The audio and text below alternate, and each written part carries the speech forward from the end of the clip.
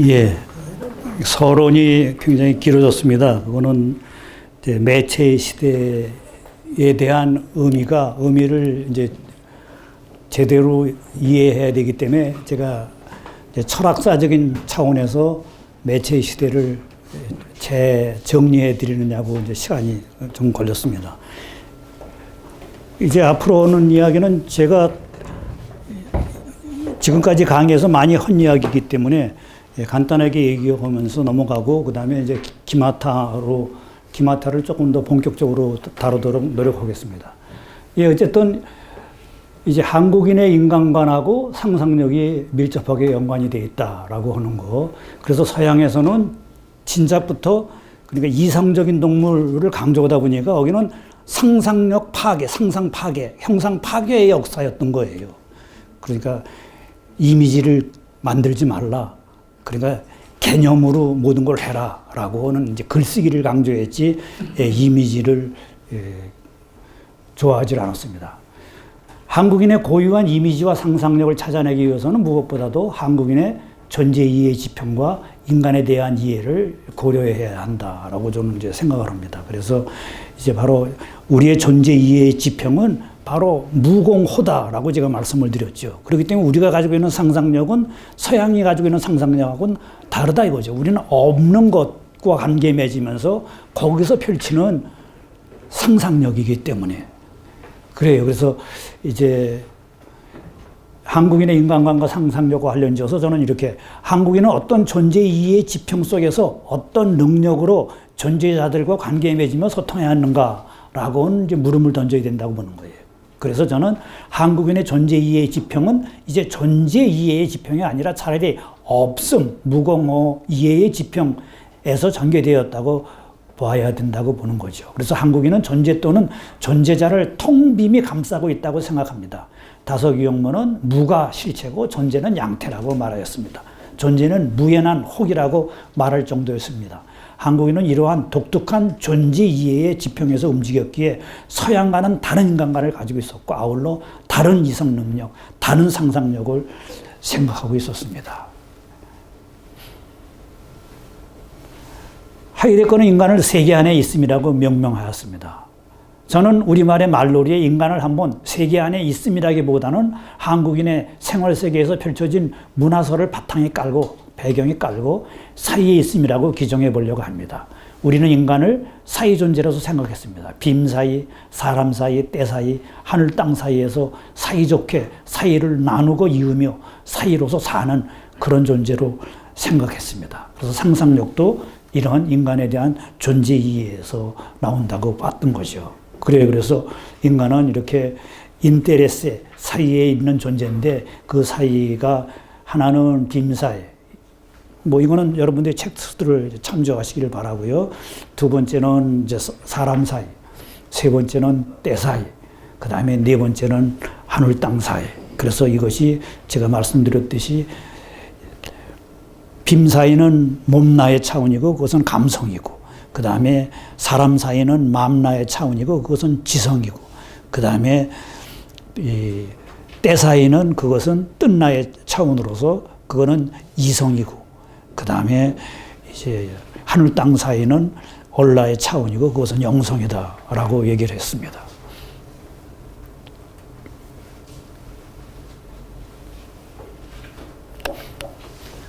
예, 그래서 이제 그 다음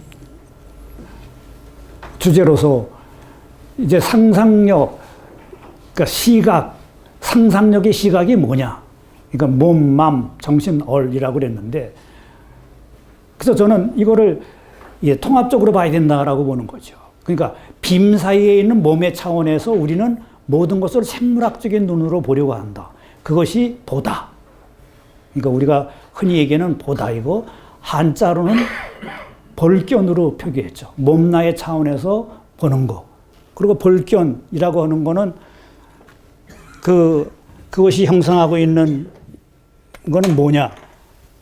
볼견은 이런데 이거는 인간의 눈을 형상화한 거라 이거죠. 볼견이라고 하는 거는 인간의 그 눈을 형상화한 거예요. 그래서 여기서 얘기하고 있듯이 그것은 몸의 차원에서 몸의 눈으로 보는 것이다라고 하는 거예요. 그런가 하면 사람 사이에 있는 마음의 차원에서는 우리는 관계성 속에서 다른 사람들과 삶을 들을 마음의 눈, 그러니까 마음으로 본 거죠. 마음의 눈. 여기서는 내가 보는 것이 중요한 것이 아니라 다른 사람의 눈에 내가 어떻게 보이느냐가 관건이 됩니다. 그래서 보이다, 배다가 그에 대한 표현이며 한자로는 바로 시, 보일 시가 있는 거예요. 그래서 시위하다 라고 할 때, 그러니까 내가 보는 것이 아니라 내가 어떻게 보이느냐라고 하는 거. 사람 사이의 관계에서는 그렇잖아요. 모든 것이, 그러니까 패션이니 뭐니 이런 것들이 사실은 남의 눈에 내가 어떻게 보이느냐를 생각해서 만들어진 거죠. 그 다음에 때사에 있는 정신, 뜻의 차원에서는 우리는 사물, 사건, 사태를 피상적으로 껍데기만 보지 않고 그 적에서 전개되어 오는 하늘의 뜻을 읽어내려고 합니다. 이때 우리는 꿰뚫어 본다라고 표현하며 한자로는 볼 또는 나타내 보일 관을 씁니다. 이 관은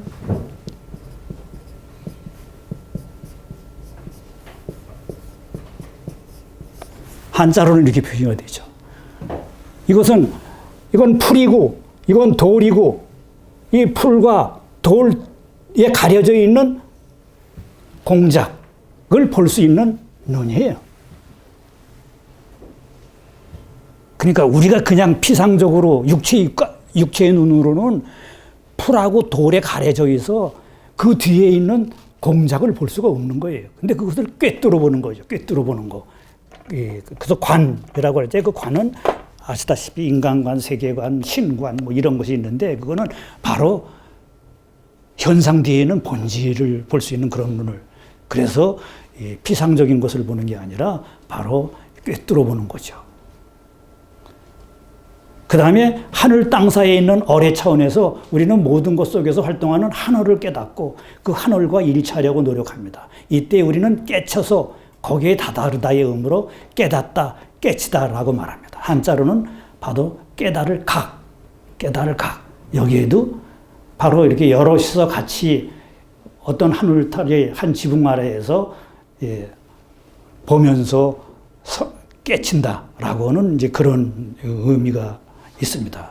이렇게 이 동아시아 문화권에서는 이 본다라고 하는 것이 단순히 육체적인 눈이 아니다 이거 시각적인데 그 시각이 이 몸의 눈으로 보는 게 아니라 이렇게 다 몸, 마음, 그 다음에 정신, 그 다음에 어뢰 차원으로 본다라고 하는 거. 이게 동아시아적인 눈이고 그렇기 때문에 동아시아적인 상상력이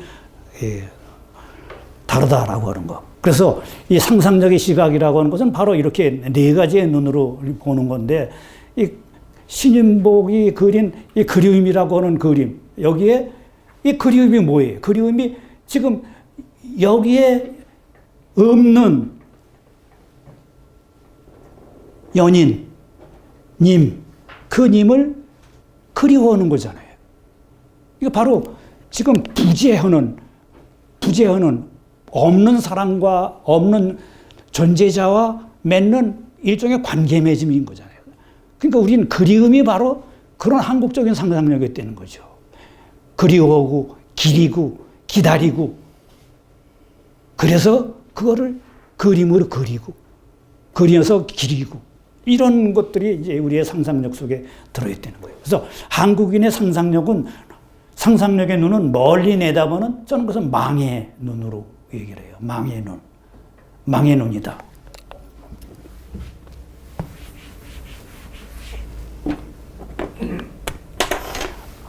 망의 눈.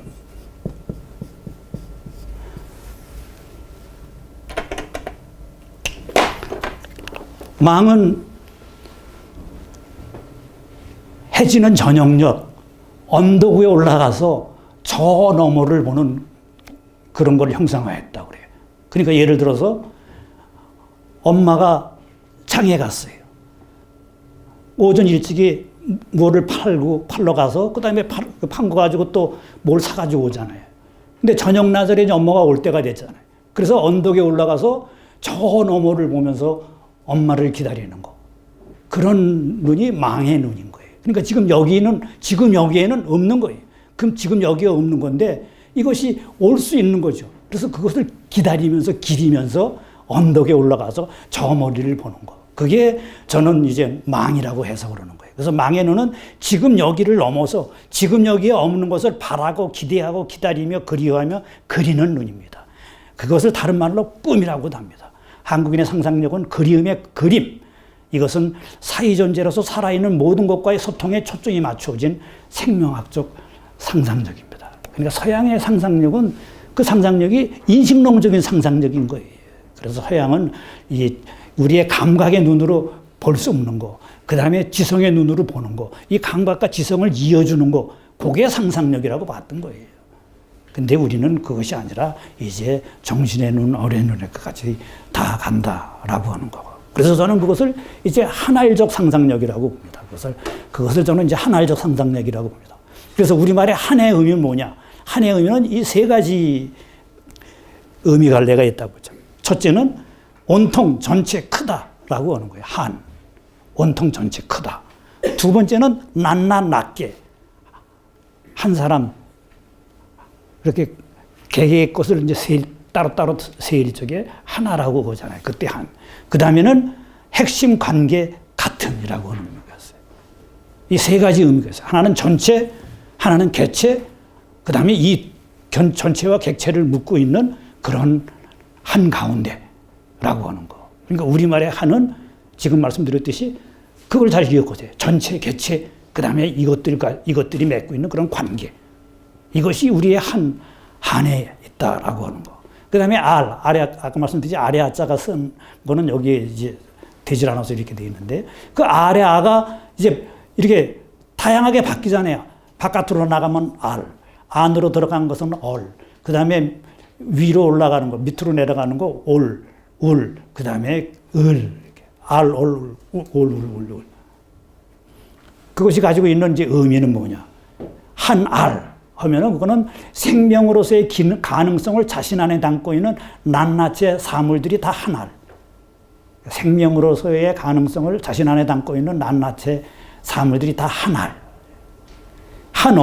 모든 낱낱의 한 알 안에 소알 또는 씨알로 들어있는 낱낱의 얼이 우주 자연을 이루는 전체의 얼인 한얼과의 일치를 찾고 있는 면을 지시하고 있다. 이게 한얼. 낱얼과 한얼과의 관계 속에서. 한올은 존재하는 모든 것들이 우주 자연의 인드라의 그물망처럼 하나의 커다란 그물망 속에서 그 그물망을 이루고 있는 낱낱의 그물코 또는 구슬을 형성하고 있음을 뜻한다. 그러니까 한올. 그리고 이 그물코 또는 구슬은 마치 거울처럼 다른 모든 것을 비추며 서로 연결되어 있다. 그러니까 한올. 그러니까 우리가 직조로 생각한다면 직조의 그 그물코들, 그것이 다 한올들인 거죠. 그 다음에 한울. 이것은 울타리라고 하는 그 울이죠. 그 다음에 울타리며 또 우리 같이, 우리 함께라고 하는 뜻이죠. 낱낱이 하나들이 서로 연결되어 뗄 수 없는 하나의 전체를 이루고 있음을 형상화하고 있는 것이 한울. 그 다음에 을은 영원히 흘러가는 것을 의미하죠. 우주의 모든 것이 서로 연관되어 맞물려서 계속 변화되어 가고 있음을 뜻한다. 영원히 흘러가는 것. 그러니까 이 한알이라고 하는 것이 아래 아자를 쓰고 있으면 그 아래 아자는 바로 이 다섯 가지를 다 그 안에 품고 있다라고 하는 거예요. 그래서 한알적 상상력은 이 모든 것들을 염수에 둔 거다라고 하는 거예요.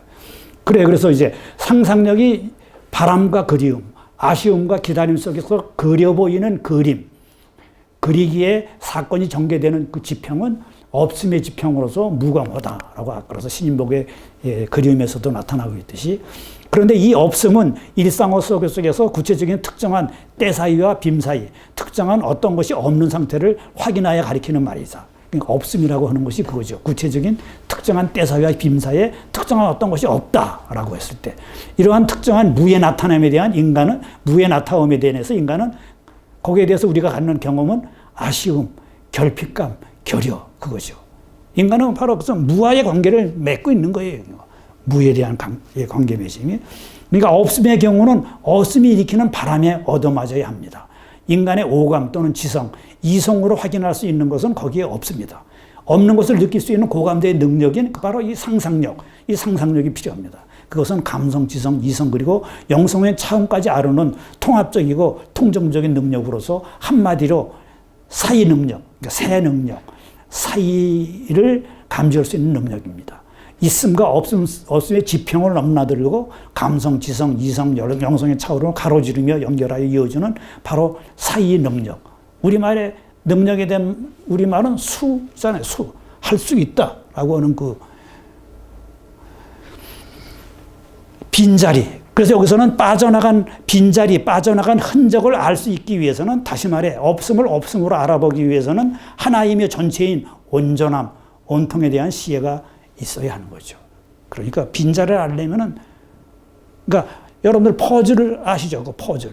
퍼즐이 어떤 것이 빠진 것을 알려면은 이 퍼즐이 보여주고 있는 전체 그림을 알아야 되는 거예요. 바로 그러니까 아쉬움을 느끼는 거 그것은 이러한 전체 그림을 알기 때문에 그런 거예요. 그리움이 그려내는 다양한 그림, 그러니까 그리움의 그림과 소통을 본다면은 꼴과 깔을 갖추지 않은 마음속의 그림. 그래서 저는 이제 서양말의 이미지를 우리말로 기림이라고 하자라고 저는 이제 제안을 하는 겁니다. 기림과 마음속의 그림이 금과 빛깔로 구체적인 꼴과 깔을 형태로 표현된 겁니다. 그러니까 저는 그래서 마음속의 그림은 기림이고 그것은 이제 상상력이죠. 근데 마음속의 그림을 실제로 형상화시킨 거 그것은 그림이다 이거죠. 그래서 기림은 그려내기나 그려보기가 어떤 그려봄의 차원에서 펼쳐지느냐에 따라 다양한 갈래로 전개된다라고 보죠. 그래서 이것은 여러분들이 텍스트를 보면 텍스트에는 제가 자세하게 썼습니다. 몸의 차원에서는 욕망하면서 그려내는 거고 마음의 차원에서는 바라면서 그려보는 거고 그 다음에 정신의 차원에서는 그러니까 정신과 어뢰 차원에서는 바로 이렇게 기리어가 나온다 이거죠. 정신의 차원에서는 의미를 살피고 내다보면서 기리어냄이고 어뢰 차원에서는 기대하고 간절히 찾으며 기리어봄이다 라고 그래서 그려내고 그려보고 기리어내고 기려봄이라고 하는 것이 이런 식의 차원에서 연결이 된다라고 보는 거예요. 그 다음에 이제 이러한 그리움의 소통의 방식이 있는데 그것은 이제 빔 사이, 사람 사이, 때 사이, 하늘 땅 사이. 그래서 이것은 이제 우리말에 가지고 있는 한자가 가지고 있는 이런 의미가 있는 거죠. 빔 사이에는 소통, 도통, 정통, 사람 사이에는 고통, 상통, 교통, 그다음에 때 사이에는 관통, 하늘 땅 사이에는 신통, 영통. 그래서 이거는 여러분들이 텍스트를 읽어보시면 여기에 대한 자세한 설명은 이제 해놨습니다. 예, 이상이 이제 제가 얘기하고 있는 이제 한알적 상상력인데 이 한알적 상상력을 이제 최연원 작가가 이제 저는 이제 김하타라고 보는 거예요. 그래서 김하타는 글도 아주 잘 씁니다. 그래서 이 사람이 자기의 이 사진 철학에 대한 이런 해설서 비슷한 거를 4권을 썼습니다. 그래서 대표적인 게 물은 비에 젖지 않는다. 물은 비에 젖지 않는다라고 하는 말. 그 다음에 자기 작품을 설명하기 위해서 아타킴, 오네오. 그 다음에 김하타 뉴욕 스케치, 뉴욕에 대한 스케치. 김하타 그 다음에 인디아 스케치, 인도에 가서 한 그런 스케치. 그래서 제가 말씀드렸듯이 이제 김하타를 알게 되고 나서 김하타가 자기 작품 이제 도록입니다. 도록 아타킴 Water does not soak in rain. 영어로 영문판으로 이렇게 써낸 건데 2009년도에 나왔습니다. 그래서 이게 뭐라고 그래요? 사륙 배판이라고 그래야 되나? 지금 여러분들한테 나눠준 그 교재 그 판보다도 그 판을 펼친 것만한 그런 도록에 한 500페이지 되는 그런 도록입니다. 예, 그래. 그래서 이제 이 양반에 대한 이야기를 하면은 2010년에 외대에 제가 초대를 해서 특별 강연을 부탁을 했습니다. 그래서 이제 사라짐의 미학과 자연의 그림 프로젝트라고 하는 제목으로 강의를 했습니다. 그래서 그 강의를 녹화를 해놔서 녹화본을 제가 가지고 있습니다. 근데 아직 글쎄 아직 그거는 외부에 공개는 하지 않았습니다. 그 강연 끝나고 나서 이제 회식 자리에서 둘이 같이 사진 찍는데 그래서 이게 어떻게 보면 이 양반하고 찍은 유일한 사진이라 제가 찍은 게 아니라 학생 하나가 스마트폰으로 찍어놓은 겁니다. 그래서 아쉽게 이분하고 찍은 사진이 이것밖에 없습니다. 그래요. 그러면 이제 기마타 선생님에 대한 이야기를 조금 해보면요. 이 양반은 새로운 영상 예술의 이제 가능성을 보여줬습니다. 그래서 이제 미국서는 이제 아타이즘이라는 이름까지도 붙였습니다. 그래서 지금 이 책 제가 기마타 책 하나 가져왔는데 온에어 프로젝트라고 하는 거. 여기에는 부제로 그렇게 썼어요. 뉴욕의 신화가 된 아티스트 기마타의 포토로그라고 하는 부제가 붙었을 정도로 이 양반이 뉴욕에서 작품 전시를 하고 나서 뉴욕 시민들이 많은 충격에 빠졌다고 그럽니다. 그래서 그 뒤로 이 사람의 독특한 그런 사진 철학을 아타이즘이라고 불렀다고 합니다. 그리고 이 양반의 기마타는 본명이 아니에요. 자기가 예명으로 만든 거예요. 그래서 아는 모임, 아는 나고 타는 모임 너잖아요. 그래서 기마타라고 하는 거. 그 이름 자체에 소통을 강조한 거죠. 한국인 또는 동아시아의 인간관을 바탕에 깔고 어슴의 지평 안에서 기림의 눈으로 통합적, 통정적 상상력을 펼쳐 영상문화 시대의 고전적인 영상인 사진을 통해 새로운 예술의 가능성을 기획한 예술가라고 볼 수가 있어요. 그런데 이제 앞으로 보시겠지만 또 앞에 보신 그 영상에서도 느꼈지만 이 사람은 보통이 생각하는 그 사진이 아니잖아요. 사진은 그냥 어떤 사물을 찍어서 기록하고 그걸 보존하는 거잖아요. 근데 이 사람은 그게 아니에요. 미래지향적인 거예요, 그 사진이.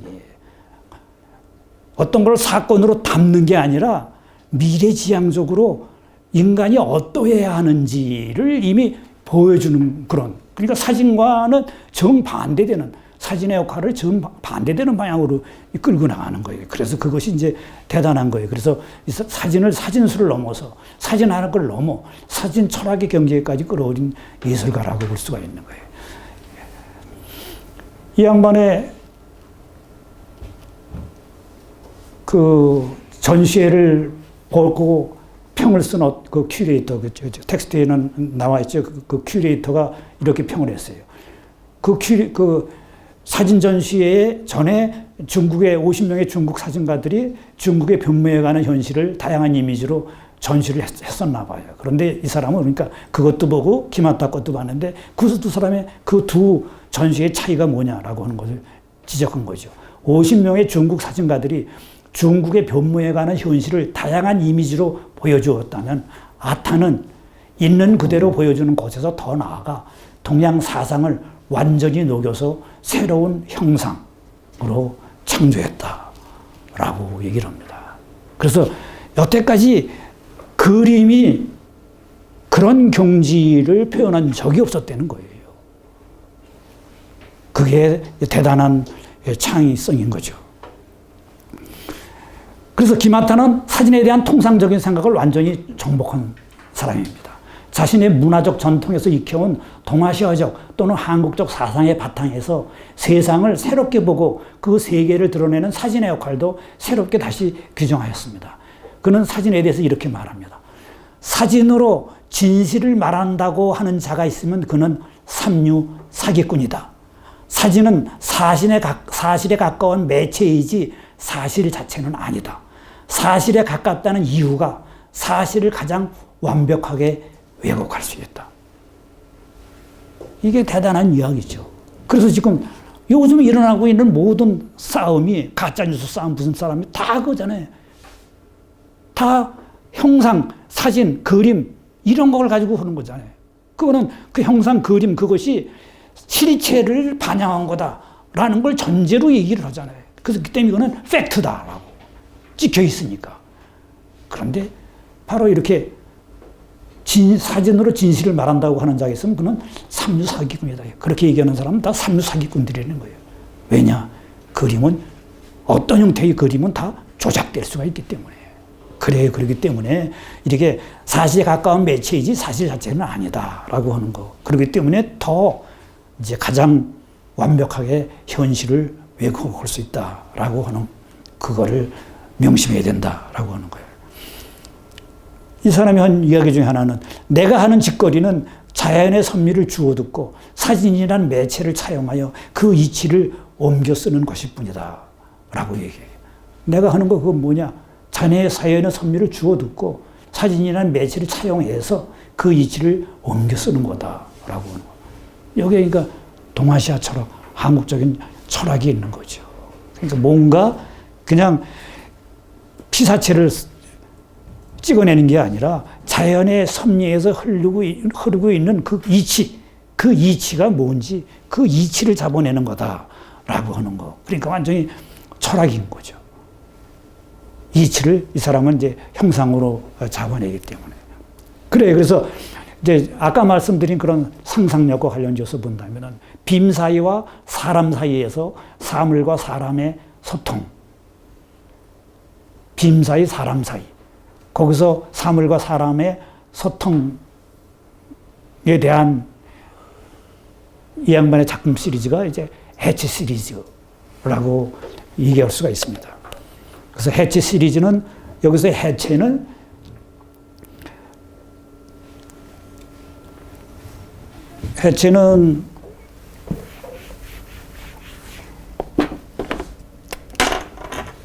그러니까 해체주의자라는 말은 여러분들이 많이 들으셨죠. 그게 데콘스트럭시온.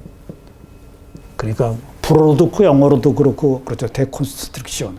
독일어는 요거 C가 이제 K가 되는 게 틀린 거죠. 근데 본래는 독일어에서 나왔는데 그것도 이제 하이데거에서 나온 거예요. 그러니까 하이데거가 이제 데스트럭션 그 다음에 콘스트럭션이라고 하는 두 가지 철학적인 개념을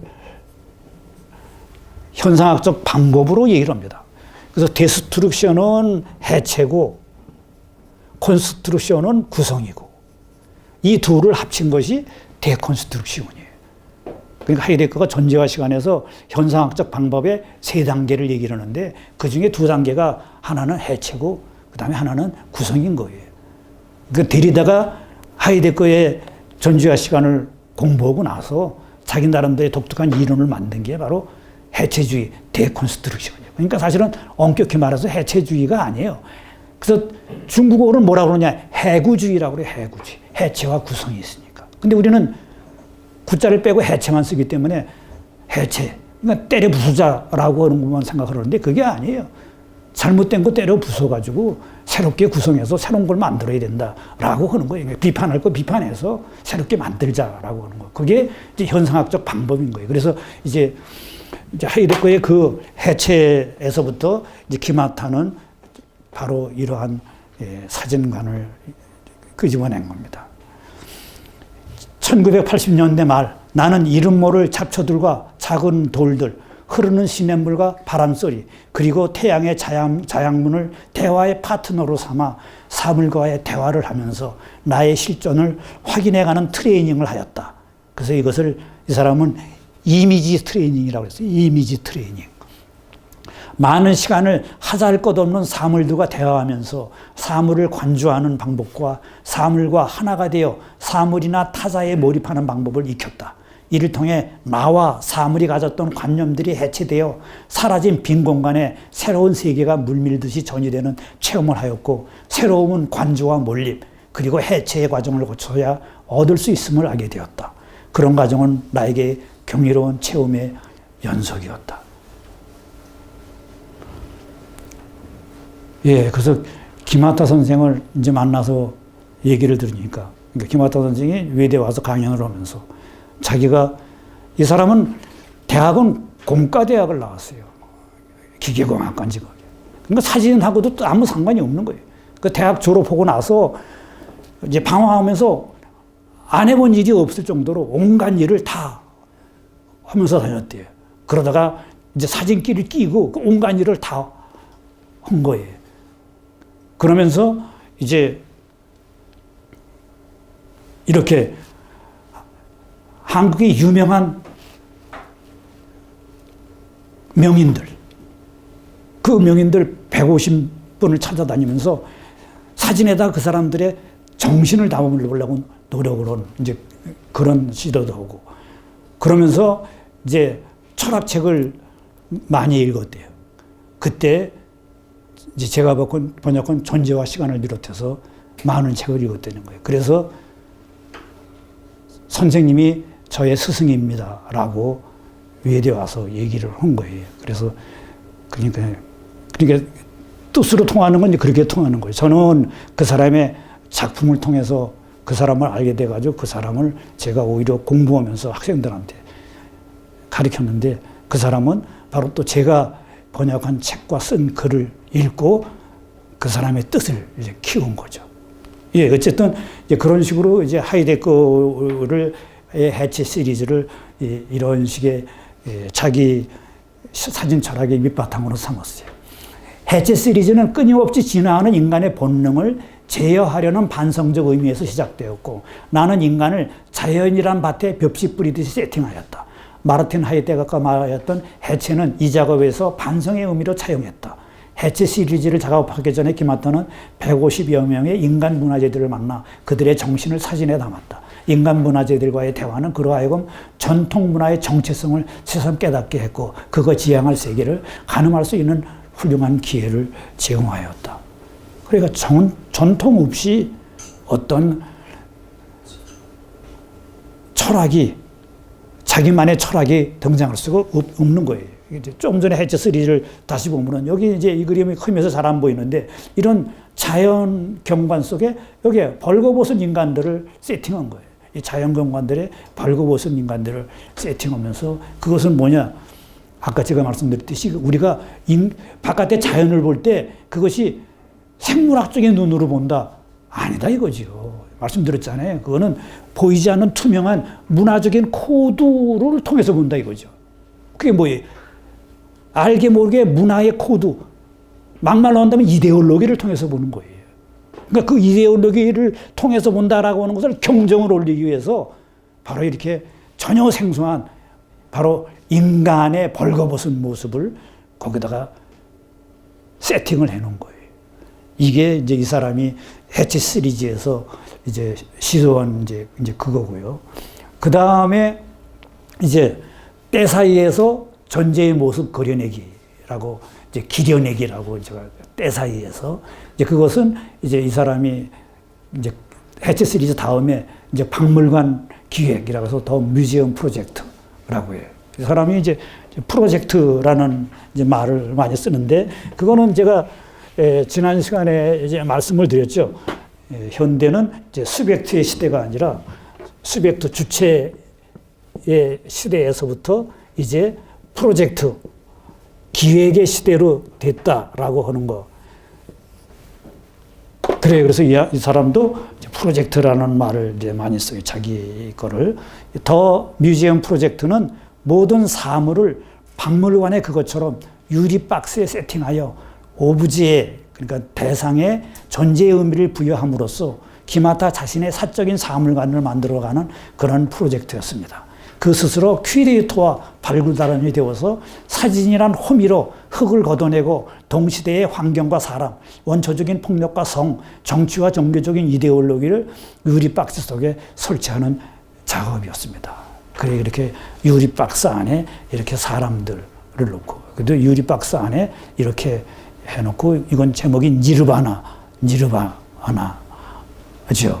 이런 식의 시도를 했습니다. 유리박스 안에 이런 식으로. 예. 이거는 이 작품을 찍기 위해서 공고를 했답니다. 두 사람의 남녀를. 그래서 여기에서는 소위 말하는 섹스도 같이 하는 조건으로 두 사람이 모르는 남녀가 이 유리박스 안에서 만나서 사랑을 하는 거를 구현을 하는 거예요. 그리고 바깥에는 이 동영상을 찍는 카메라를 설치해 놓고 이 본인은 그 자리를 떠난 거죠. 자동적으로 찍히겠고. 그래서 이제 그 중에 이제 그 스틸 사진으로 된 거를 이렇게 했는데 이 두 사람은 전혀 처음 만나는 사람들이었어요. 그런데 그게 하늘의 뜻이었는지 모르지만 몇 년 뒤 이 두 사람은 이 이후로 또 남남으로 갈라졌던 거죠. 그런데 몇 년 뒤 이 두 사람은 다시 만나서 결국은 결혼을 한답니다. 그러니까 참 그야말로 그림 같은 이야기가 펼쳐지고 있는 거죠. 몸을 한번 섞었으니까 그다음 만나기 쉽죠. 예, 그다음 이거는 이제 이것도 이제 니르바나라고 해서 니르바나라고 하는 이제 작품을 많이 씁니다. 그래서 아까에서도 그 니르바나 작품을 찍기 위해서 불교 절 대웅전에 제단을 만들어 놓고 여자 모델들 네 사람을 뽑아서 그 여자 모델들을 나체로 만들고 그 다음에 전부 머리를 밀게 만들었어요. 스님처럼. 그래가지고 제단에다가 네 사람을 앉혀서 니르바나라고 하는 제목으로 찍었어요. 그래서 그것도 아주 유명한 작품이에요. 그러니까 그런데 바로 그 네 사람의 여자 모델들이 그야말로 그거를 통해서 영성적인 체험을 했다는 거예요. 전혀 느낄 수 없었던 그런 거. 그렇기 때문에 지금 아타가 시도하고 있는 이 모든 작품은 단순히 어떤 팩트에 대한 기록이 아니라 그야말로 인간이 뭐를 추구해야 되나, 뭐를 기대해야 되나, 뭐가 벼있나 라고 하는 그런 상상력 속에서 그 상상력이 만들어내는 대로 가는 그런 시도, 그걸 이제 이 사람은 이제 프로젝트라고 그랬습니다. 그 다음에 이제 하늘 땅 사이에서 희망을 기려보기, 치유와 소통의 예술. 그래서 온에어 프로젝트. 이것은 이제 아이스 모놀로그로 그러는데 이것은 바로 아이스를 가지고 하는 거. 그 중에 하나를 여러분들이 이제 보신 거예요. 소위 말하는 이제 신전 파르테논이라고. 그거는 말씀드렸듯이 이제 베니스 비엔날레에서 온 건데 광주 비엔날레에서도 그걸 했어요. 그런데 이게 아시다시피 96시간 지나면 다 녹아버리잖아요. 그러니까 96시간 지난 뒤에 가는 사람 가보면은 이게 아무것도 없는 거예요. 물만 바닥에 있는 거.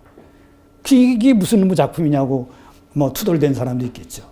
아마 그런 사람들을 위해서 찍어놓은 영상을 이제 돌렸어요. 그래서 아까도 보셨듯이 그것이 보는 사람으로 하여금 뭔가 가슴 짠하게 만들죠. 존재하는 게 어떤 것인지. 그래서 여기서는 이제 온에어 프로젝트 중 아이스 모놀로그 시리즈는 존재하는 것의 사라짐에 대해 주목합니다. 보통의 사진 작품이 정지해 있는 피사체를 기록하는 작업의 결과라면 아이스 모놀로그는 변화하고 사라지는 자연의 모습을 기록하는 작업입니다. 여러 사라지는 현상들 중 기화 현상을 사진에 담고 싶었던 작가는 얼음을 선택하였습니다.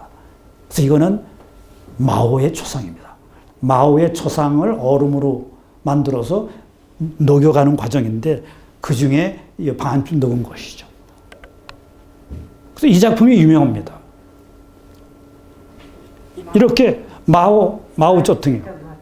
마오쩌둥의 초상을 얼음으로 두상으로 만들어서 그 다음에 쟁반에다 놔가지고 그걸 아까 그것처럼 녹는 걸 계속 녹는 과정을 찍은 거예요.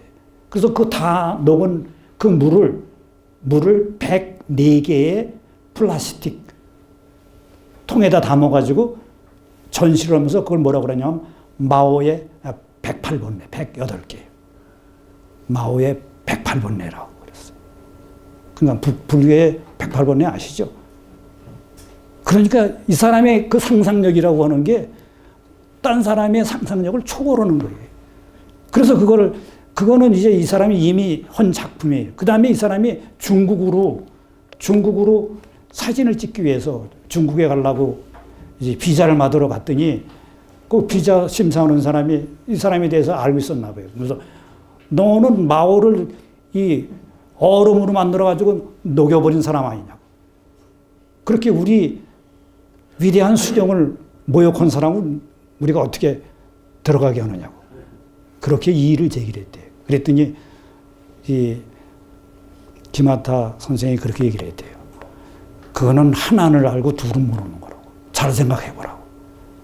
그렇게 마오가 다 녹아서 물이 됐다 이거예요. 그럼 그 물은 어디로 가느냐? 그 물은 기화돼서 다시 하늘로 올라간다 이거예요. 그럼 하늘에서 그것은 뭐가 되냐? 구름이 돼서 비가 돼서 땅에 떨어진다 이거예요. 땅에 떨어져 가지고 모든 만물을 살리고 있다 이거예요. 그 소리를 듣고 이 사람이 깜짝 놀라가지고 들어오라고. 그래서 서방 세계의 최초에 들어간 사진 작가라고 그럽니다. 그래가지고 중국의 다양한 이제 사진들을 찍고 이제 연변을 통해서 저쪽 백두산까지 갔다 오고. 예, 어쨌든 이 사람이 가지고 있는 그 독특한 시각, 그거는 아주 예, 대단합니다. 예, 그래. 그러면 요것에 관한 거를 한번 텍스트를 통해서 좀 보완하도록 하겠습니다.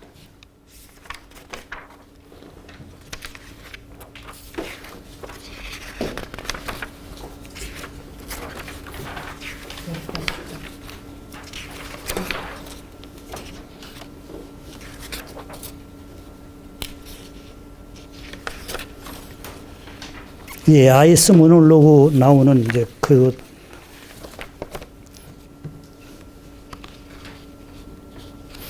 예, 그 4번 하늘 땅 사이에서 희망을 그려보기, 치유와 소통의 예술, 바로 그 위에 단락, 온에어 프로젝트에 대한 이야기, 예, 결론을 내리는 그 위에 단락을 보면요. 온에어 프로젝트는 결국 존재에 관한 이야기다. 영원하고자 하는 인간의 본능과 모든 것은 사라진다는 자연의 섭리와의 아이러니가 표현되고 있다. 빨리 움직이면 빨리 사라지고 천천히 움직이면 천천히 사라진다. 그러면 움직이지 않는 것들은 영원한가? 기마타는 존재한다는 것은 사라짐이 있기에 가능한 말이라고 본다. 사라지지 않으면 존재란 말 자체의 의미가 없다. 모든 것은 상대적이다. 온에어의 개념인 모든 것은 결국은 사라진다 하는 것은 존재에 대한 지독한 역설이다. 온에어 프로젝트는 모든 것을 제자리로 되돌리는 행위이다. 또한 반성하는 행위이고 스스로 존재를 부정하여 그 가치를 확인하는 역설의 미학이다. 라고. 예, 그 다음에 온에어 프로젝트, 온에어 프로젝트 중 아이스 모놀로그는 그러니까 존재하는 것의 사라짐이라고 하는 거. 그래서 아까 얘기했듯이 마오의 108번뇌.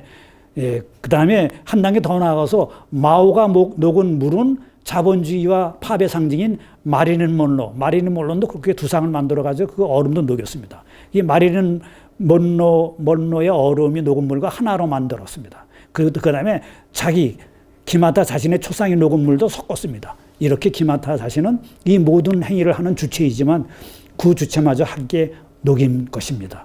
주체마저 사라졌지만 기마타는 이를 통해 모든 것이 관계하고 있음을 보여줍니다.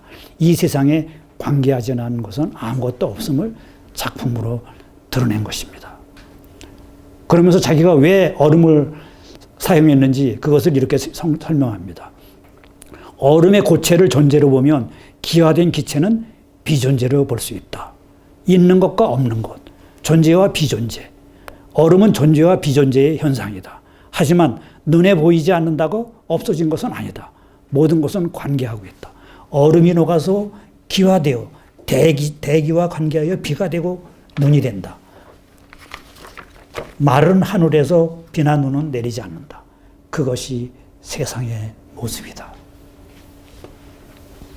이렇게 그의 작품 뒤에는 다 철학적인 생각이 깔려 있습니다. 그 다음에 이제 이렇게 이어지면서 그 다음으로 이어진 것이 이겁니다. 이게 온에어 프로젝트 플라워입니다.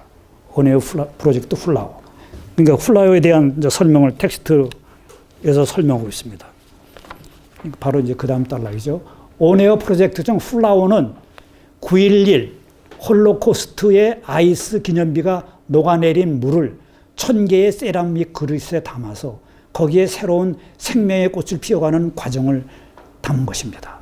그러니까 9.11로 죽은 사람들의 명패를 담은 그 아이스를 만들고 그 다음에 홀로코스트에서 죽은 사람들의 이 이름표가 다닌 그 기념비들을 예, 아까 보았듯이 예, 이렇게 기념비들을 얼음으로 만들어서 그 녹는 과정을 본 거예요. 그래서 녹는 과정을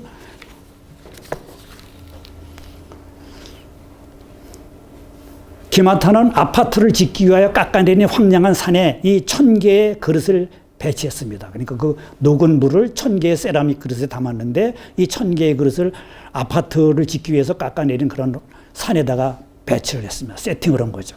그는 이 작업에서 1000개의 그릇은 많다의 개념이지 숫자적인 개념은 아니라고 말합니다. 인간의 역사에서 상처받은 영혼들을 어찌 1000개의 그릇에 다 담을 수 있겠습니까? 그 수는 상상할 수 없습니다. 하지만 나는 예술의 위대한 힘으로 그 상처들을 치유하고 싶었습니다. 이렇게 이야기를 합니다. 그러니까 7개월 후 그 물과 그릇에서 아름다운 꽃이 피어났습니다. 기마타가 다양한 방식으로 표현한 온에어 프로젝트는 결국 예술이 과거를 치유하고 현재와 소통하며 미래를 존재하는 힘이라는 그의 확고한 신념에서 시작되었음을 보여줍니다.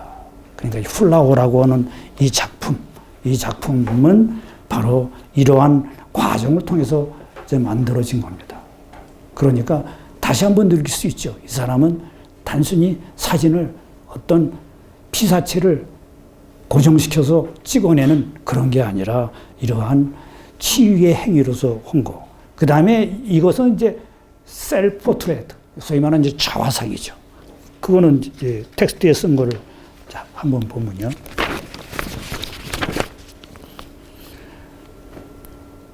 기마타의 작품에서 통합적, 통정적 상상력 또는 한알적 상상력이 가장 잘 나타난 작품은 셀프 포트레이트 시리즈이다. 기마타는 이 시리즈 중 한 작품에서 전 세계 100개의 나라에서 나라별 각 한 명씩 모두 100명을 촬영하여 그 사진들을 포개어 쌓아놓았습니다. 이를 통해 그는 개인의 정체성을 보유한 채 새로운 이미지를 창조하여 정체성에 대한 원초적인 질문을 던지고 있습니다. 100개 나라, 인종들의 개체성과 민족성을 포개어 쌓는 행위는 결국 다양한 정체성을 녹여내는 것입니다.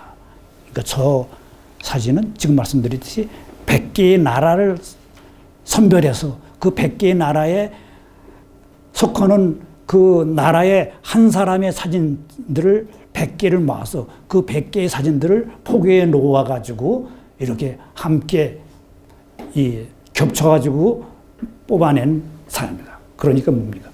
소위 말하는 지구인이 되는 거죠. 지구촌 시대의 지구인이 되는 겁니다. 그 다음 달라고 봅니다. 기마타는 인간의 갈등이 아이덴티티, 정체성의 차이에서 시작된다고 보았습니다. 개인과 개인, 사회와 사회, 국가와 국가, 이념과 이념, 인정과 인정 간의 갈등은 정체성의 부재에서 오는 나와 다름의 차이를 극복하지 못한 인간의 미성 속에서 오는 것입니다. 셀프 포트레이트 이미지 속에는 아메리칸, 유대인, 아랍인, 동아시아인, 흑인과 백인, 아리안, 게르만 등 모든 인종이 녹아 있습니다.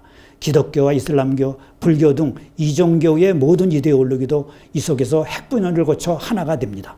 포개어 겹쳐지면서 개체가 가진 외형은 없어지고 새로운 이미지가 형성되는데 이때 개체는 디지털이라는 새로운 물질에 의해 분해되고 빠르게 진해되어 갑니다. DNA가 모두 다른 60억, 지금은 75억이죠. 75억의 지구인들이 이 속에 녹아 있습니다. 하지만 개체의 아이덴티티가 사라지는 것은 아닙니다. 나는 너가 될 수 없으며 너 또한 내가 될 수 없습니다. 비로소 나는 영원한 나로서 존재하며 그것은 상대의 가치를 존중할 때 비로소 가능해집니다. 이렇게 기마타는 영상문화의 시대에 기술적 상상력의 모든 것을 맡기지 않고 한알적 상상력을 펼쳐 인간이 하늘 땅 사이에서 우주자연의 모든 존재자와 소통하며 함께 더불어 살고 공생하고 서로 살리며 상생하며 살아가는 희망을 기려 보이고 있습니다. 기마타는 디지털 시대 인간이 해야 할 바를 근원적으로 고민하며 그것을 자신의 작품에서 형상화하고 있는 셈입니다.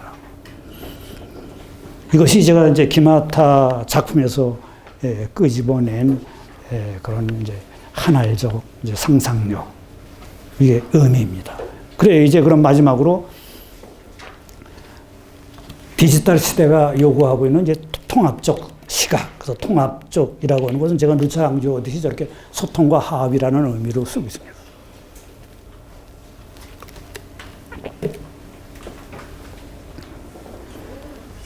디지털 기술이 열어준 정보와 통신 분야에서 획기적인 발달로 인해 인류는 새로운 시대를 살고 있습니다.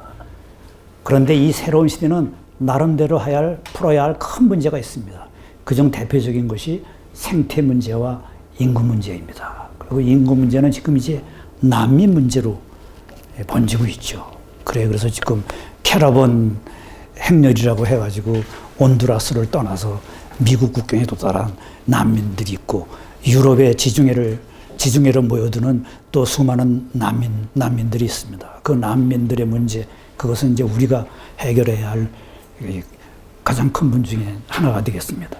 우리는 이러한 시대의 변화와 진화의 흐름을 인정한다면 좋든 싫든 근대화가 몰고 온 빛과 어둠 모두를 감싸 안고 미래의 전략을 짜야 됩니다. 예, 근대화. 우리가 살고 있는 시대는 이제 현대인데, 그거는 이제 탈근대라고도 하죠. 그래서 근대를 이제 벗어난다라고 그러는데 완전히 벗어날 수는 없는 겁니다. 그래서 근대가 가졌던 좋은 점은 인정해야 된다는 거죠. 근데 근대에서 이제 가장 큰 패러다임은 이제 개인주의인 거예요. 개인주의.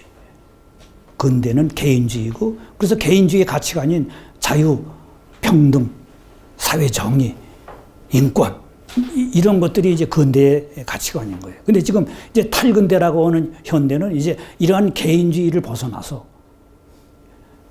공동체주의. 그러니까 인류의 시작에는 전체주의로 시작이 됐어요. 왕이 다스리던 그런 절대 왕족 국가는 전체주의였던 거예요. 근데 이 전체주의가 근대로 들어오면서 개인주의가 된 거죠. 그래서 그거는 하나의 진화의 과정으로 볼 수가 있는 거예요. 그 다음에 근데 이 개인주의가 이제 나름대로 문제가 있는 거죠. 지금 이제 한국도 전체주의적인 형태에서 이제 개인주의가 된 거죠. 그래서 지난 5, 60년을 통해서 우리는 개인주의가 어떻게 됐어요? 개인주의가 워낙 퍼져가지고 일종의 종교가 돼버렸어요. 이제는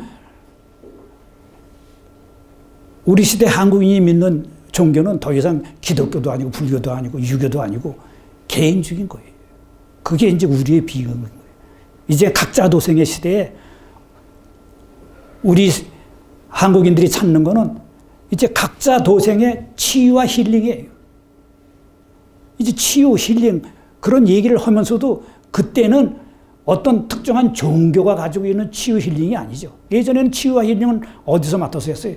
교회에서 맡아서 했어요. 종교에서 맡았어요. 이제는 그게 아니라 각자가 자기가 맞는 치유와 힐링을 찾아요. 그래서 제가 말씀드린 고도원의 편지, 고도원이 만들고 있는 그 힐링 프로그램에 온갖 종교의 사람들이 다 와서 참여를 하면서 좋았다라고 그러는 거예요. 그게 우리 시대인 거예요. 그래서 지금 이제 개인주의와 이 전체주의를 어떻게 조화시키느냐라는 게 우리 현대가 놓여 있는 문제인 거예요. 그래서 그거를 유럽에서는 이제 공동체주의다라고 하는 새로운 화두로 풀려고 하는 거예요. 그 공동체주의라고 하는 개념을 끌어들이면서 이제 노자가 아닌 공자를 주의 깊게 보는 거예요. 그래서 이제 서양 학자들이 이제 공자의 논어를 새롭게 해석하는 걸 보고 동아시아 학자들은 아주 이제 미소를 짓죠. 봐라, 니들이 결국은 동양으로 오지 않느냐. 근데 그런 착각을 하면 안 되는 거예요. 그 사람들이 거기서 보려고 하는 것은 바로 개인주의의 가치를 유지하면서 전체주의의 폐해를 극복하는 그런 새로운 형태의 공동체주의를 찾으면서 그 공동체주의가 가지고 있는 지향해야 할 가치관, 덕목, 목적 이런 것 중에 몇몇을 공자의 논어에서 찾는 거예요. 그렇기 때문에 우리는 항상 문제가 된 게 그거예요. 서양에서 뭐 불교에 대해서 조금 얘기하면 봐라 우리 불교 문화가 얼마나 대단한지 뭐 이런 식인 거예요. 그 다음에 노자의 뭐 장자의 모호는 봐라 니들 결국은 노자 장자한테 오지 않느냐. 그게 아닌 거예요. 우리는 고작해 항상 그 사람들을 어떻게 했어요? 문헌학적으로만 해설했던 거예요. 근데 그 사람들은 문헌학적으로 해석한 게 아니라 현대가 놓여 있는 문제의식 속에서 그 문제의식을 풀 해답을 그 사람들한테 새롭게 찾는 거예요. 그러기 위해서는 새롭게 해석해야 되는 그게 뭐예요? 해구주의자니까. 디스트럭션, 해체하고 콘스트럭션, 새롭게 구성하는 거예요. 바로 그 방법론을 우리가 배워야 되는 거예요. 근데 우리는 뭐예요? 공자 새롭게 해석하면 어떻게 돼요? 사방팔방 얻어맞아요. 그게 정통주의에서 어긋났느니 뭐니 뭐 이래가면서. 그래서 우리는 그거 전공하지 않아서는 입도 뻥뻥 못해요. 뭐 그런 데 얘기했으면 야 네가 공자에서 뭘 하니? 이런 식으로 나오는 거예요. 그거는 자기 전유물인 것처럼. 나는 공자 전공했고 그렇기 때문에 이 공자에 대해서 제대로 해석할 수 있는 사람은 나밖에 없어. 뭐 이따위 잘못된 관념 속에 빠져 있는 거죠. 그게 우리의 학문 세계를 아직도 후진국적으로 만들고 있는 거예요. 근데 서양은 아니에요. 계속 창의적으로 새롭게 해석해내야 되는 거예요. 예, 이렇게 많은 지성인들이 이제 21세기 탈근대가 요구하는 가치관의 방향은 개인주의와 전체주의, 자유민주주의와 사회민주주의, 개인과 전체, 과학기술과 예술, 감성과 영성, 이성과 영성을 아우르며 소통하는 그런 통전적 또는 통합적 가치관이어야 된다고 말합니다. 그래서 그런 주장을 하는 대표적인 사람으로 이제 켄 윌버가 있습니다. 그래서 제가 지난 시간에도 얘기했죠. 켄 윌버는 이제 미국에서는 굉장히 알아주는 영성가이면서 아주 많은 작품을 썼습니다. 그래서 그 중에 하나가 이제 통합 심리학이라고 제가 이제 말씀을 드렸는데 이 사람이 이제 얘기하는 걸 한번 보면요. 탈근대가 근대와 다른 것은 무엇인가? 일반적으로 볼 때 탈근대를 모두 포괄하려는 시도, 즉 강력한 근대가 종종 강가했던 수많은 목소리와 관점들이 주변화되는 것을 피하려는 시도, 종종 비이성적이고 불합리한 것을 억압하는 형식적 합리성의 지배권을 피하려는 시도, 그리고 모든 종족, 모든 인종, 모든 사람, 모든 성을 상호 존중과 인정이라는 무지갯빛 연합으로 초대하는 시도, 이 모든 시도로 요약할 수 있다 이거죠. 탈근대라고 하는 것을. 이런 포괄성을 종종 다양성, 다문화주의 혹은 다원주의라고 부르는데 이것은 탈근대의 건설적 사항의 핵심에 놓여 있다라고 얘기를 합니다. 그래서 이 사람이 이제 얘기하고 있는 것 중에 이제 새로운 개념이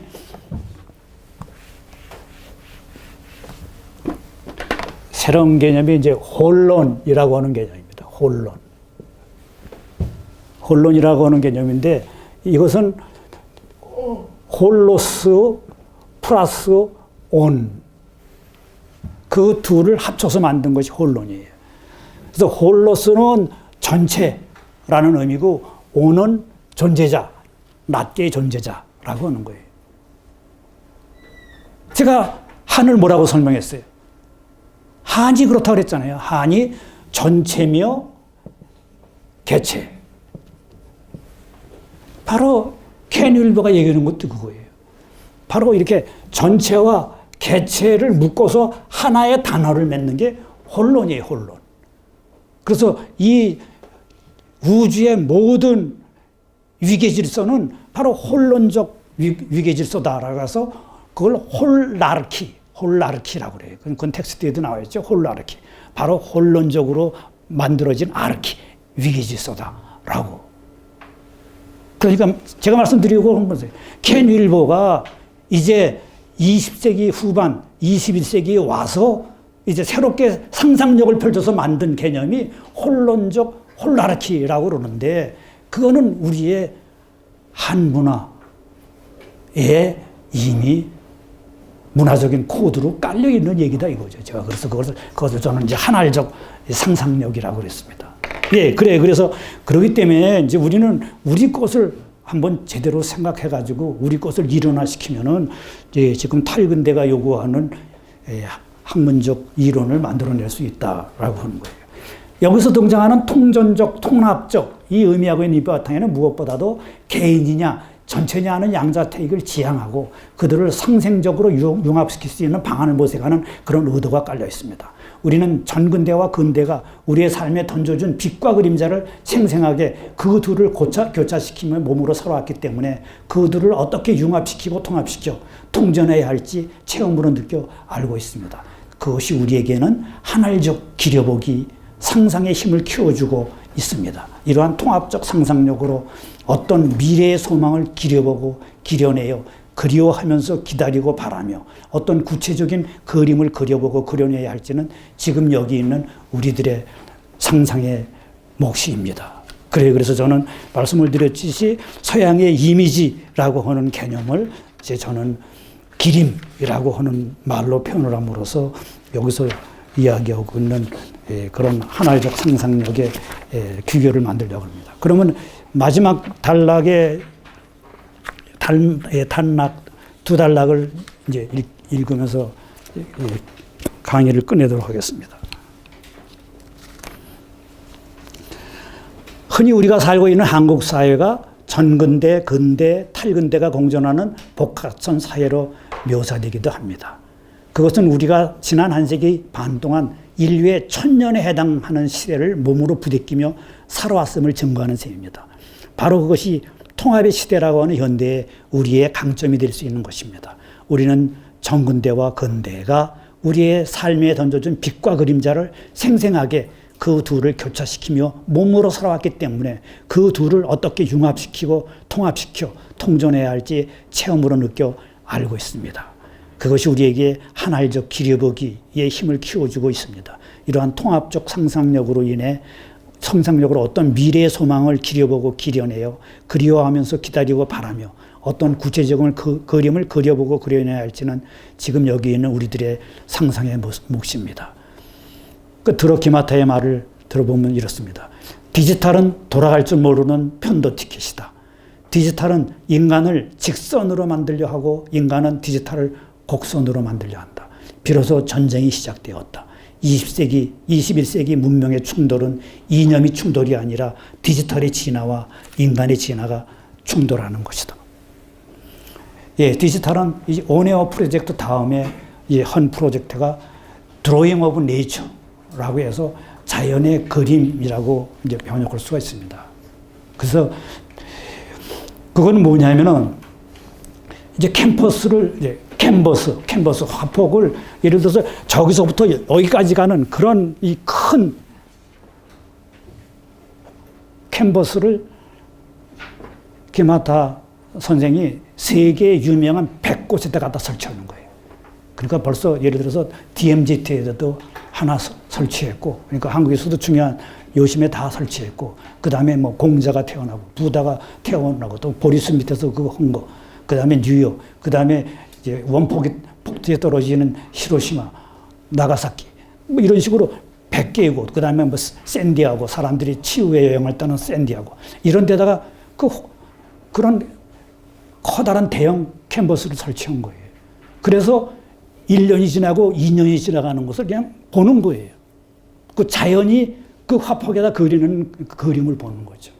그 다음에 그 그림을 이제 어느 정도 시간이 지나면은 고도다가 자기 파주에 있는 화방에다 갖다 놓고 이제 그거를 해설을 하는 거예요. 그거하고 그 지방이 가지고 있는 독특함하고 이게 이제 이 양반이 생각하고 있는 자연의 그림이라고 하는 지금 시행하고 있는 거예요. 그래서 언젠가는 지금 이제 그것들이 어느 정도 이제 수고가 되가니까 언젠가는 바로 자기가 그동안 어떻게 보면 이 사람은 이제 아이디어만 가지고 그림은 자연이 그린 거죠. 그게 어떻게 보면 동아시아적인 것이죠. 아까 얘기했듯이 자기는 자연에서 흘러가고 있는 그 이치를 그림, 사진에다가 담았을 뿐이다 라고 하는 거예요. 이제는 아예 화폭에다 맡겨가지고 이제 자연이 그리는 그림을 이제 인간한테 소개하려고 하는 겁니다. 예, 고맙습니다. 그럼 오늘 강의 이상으로 마치겠습니다.